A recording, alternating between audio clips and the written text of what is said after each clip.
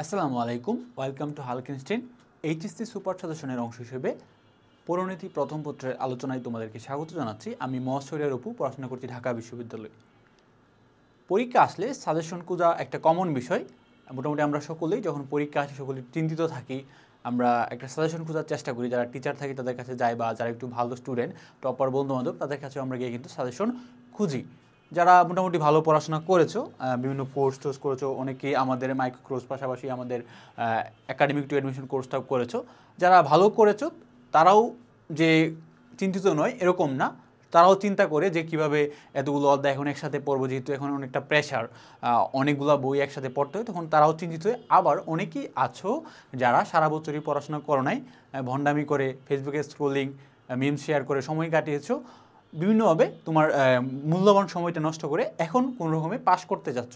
এই ধরনের স্টুডেন্টও কিন্তু আছে। তো এই সকল স্টুডেন্ট যারা আছো সবার কথা চিন্তা করি আমাদের এই সুপার সাজেশনটা তৈরি করা। এবং এই যে সুপার সাজেশন, এখানে আমরা মূলত তিনটা ভাগে ভাগ করেছি সাজেশনটাকে। এখানে আমরা একটা ভাগ হচ্ছে সবচেয়ে গুরুত্বপূর্ণ চ্যাপ্টারগুলো, অর্থাৎ এই চ্যাপ্টারগুলো হচ্ছে সেই চ্যাপ্টারগুলো যেখানে বারবারই প্রশ্ন আসে বোর্ড পরীক্ষাতে। এই চ্যাপ্টারগুলো থেকে তুমি দেখবা যে কিছু চ্যাপ্টার রয়েছে সেগুলো থেকে বারবারই প্রশ্ন আসে এবং এমসিকিউ সিকিউ দুইটাতেই একটা ভালো পরিমাণে অংশ এই চ্যাপ্টারগুলো থেকে কভার করে।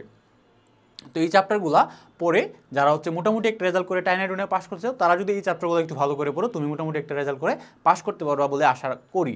এবং যারা হচ্ছে ভালো রেজাল্ট করতে চাও বা একটা ভালো টপনস রেজাল্ট করে, তাদেরকে অবশ্যই সিলেবাসের অন্তর্ভুক্ত সবগুলো চ্যাপ্টারই পড়তে হবে। কিন্তু সবচেয়ে গুরুত্বপূর্ণ যে চ্যাপ্টারগুলো আমরা দেখাবো সেগুলো তুমি একটু আগে পড়ো বা ভালোভাবে একটু সময় নিয়ে পড়ো। বাকিগুলো তোমার সামর্থ্য সময় অনুযায়ী পড়ার চেষ্টা করো। কিন্তু যেগুলো বেশি ইম্পর্টেন্ট বারবার আসে সেগুলো তুমি একটু বেশি সময় নিয়ে বা আগেই এগুলো পড়ে ফেলো।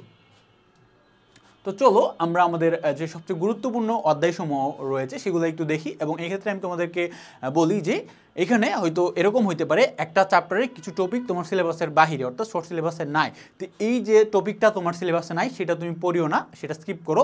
যদি কোনো অধ্যায়ও থাকে যে সেই অধ্যায়টা তোমার সিলেবাসে নাই, তাহলে সেই অধ্যায়টাও তুমি স্কিপ করো। কারণ আমরা যখন এটা তৈরি করেছি, আমরা মোটামুটি পুরো বইয়ের যে অধ্যায়গুলো রয়েছে সবগুলোকে অ্যানালাইজ করে তৈরি করেছি, যাতে মানে মোটামুটি তোমরা অধ্যায়গুলো বুঝতে পারো যে কোন অধ্যায়গুলো থেকে প্রশ্ন আসে। যদি সিলেবাসের বাইরে থাকে তাহলে সেটা তুমি স্কিপ করো, যেগুলো তোমার সিলেবাসের অন্তর্ভুক্ত সেই অধ্যায়ের সেই টপিকগুলো তুমি পড়ো।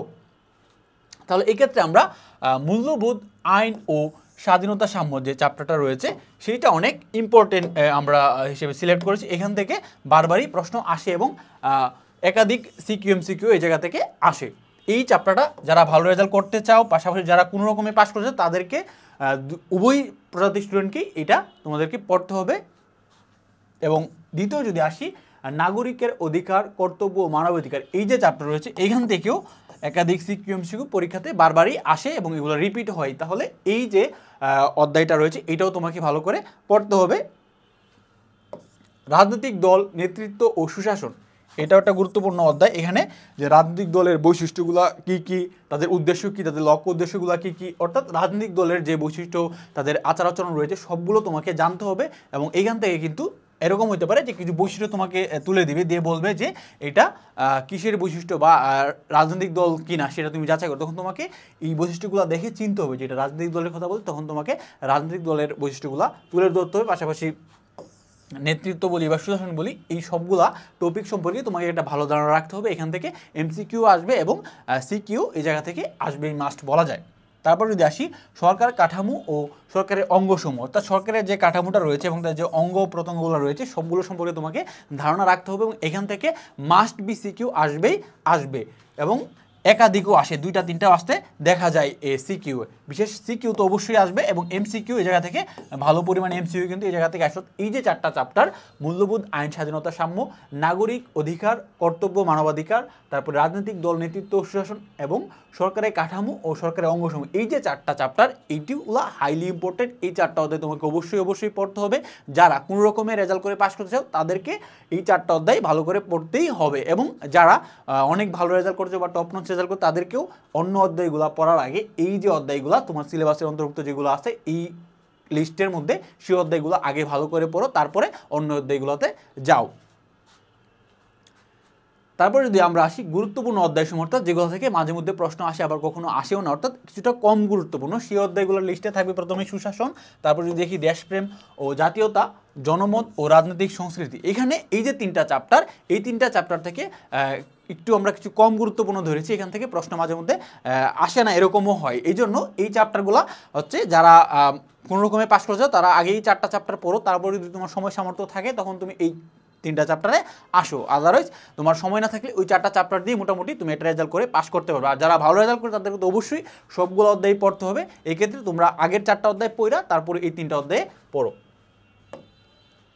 তারপর যদি আসি, যারা ভালো করতে চাও বা একদম টপ নোচ রেজাল্ট বোর্ডে স্ট্যান্ড করতে চাও, গোল্ডেন এ প্লাস পাইতে চাও, তাদেরকে এই 3টা চ্যাপ্টারও ভালো করে পড়তে হবে। কারণ এমসিকিউ যে আসলে কোন জায়গা থেকে আসে এটা কেউ বলতে পারবে না।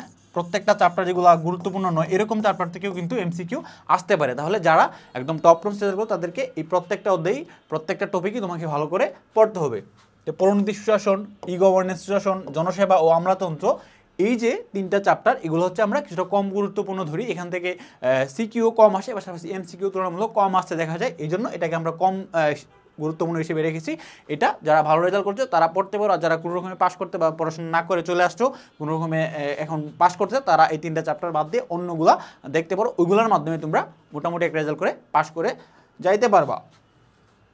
তো আমাদের এই যে সাজেশনটা ছিল মোটামুটি আমরা তোমাদেরকে দেখালাম যে কোনগুলো সবচেয়ে বেশি গুরুত্বপূর্ণ, কোনগুলো একটু কম গুরুত্বপূর্ণ, আর কোনগুলো একদম লেস ইম্পর্টেন্ট। এই 3টা বিষয়কে তোমাদের সামনে আমরা তুলে ধরলাম। আশা করি এই যে সাজেশনটা এটা তোমাদের কাজে দিবে।